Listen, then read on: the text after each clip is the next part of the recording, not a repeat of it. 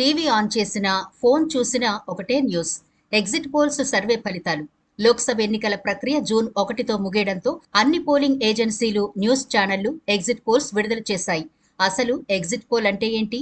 Exit అంటే బయటకు వెళ్లడం. పోలింగ్ బూత్ నుండి ఓటు వేసి బయటకు వచ్చిన ఓటర్తో మాట్లాడి చేసే సర్వేనే ఎగ్జిట్ పోల్ అంటారు. నిబంధన ప్రకారం పోలింగ్ బూత్ కు 200 మీటర్ల పరిధి బయట ఉండి ఈ సర్వే చేస్తారు.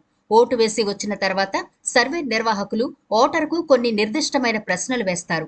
ఓటర్లు ఇచ్చిన సమాధానాన్ని బట్టి ఎక్కువ మంది ఓటర్లు ఏ పార్టీకి అనుకూలంగా మాట్లాడారో దాన్ని బట్టి ఏ పార్టీకి ఎక్కువ మంది ఓటు వేశారో లెక్కగడతారు.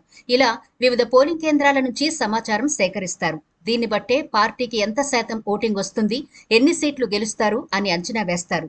ప్రజా ప్రాతినిధ్యం చట్టం 1951లోని సెక్షన్ 126A నిబంధనలకు లోబడి ఎగ్జిట్ పోల్స్ ను నిర్వహిస్తారు. భారత ఎన్నికల సంఘం ఎగ్జిట్ పోల్ కు సంబంధించి కొన్ని నియమ నిబంధనలు రూపొందించింది. ఓటింగ్ జరుగుతున్నప్పుడు ఎగ్జిట్ పోల్స్ విడుదల చేయకూడదు అనేది మొదటి నియమం.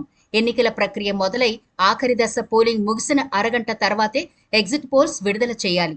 ఎన్నికల సంఘం అనుమతి పొందిన తర్వాతే సర్వే సంస్థలు ఎగ్జిట్ పోల్స్ ఫలితాలను విడుదల చేయాలి. C voter, access my India, CNX అనేవి భారత్లో ఎగ్జిట్ పోల్స్ నిర్వహించే కొన్ని ప్రధాన ఏజెన్సీలు.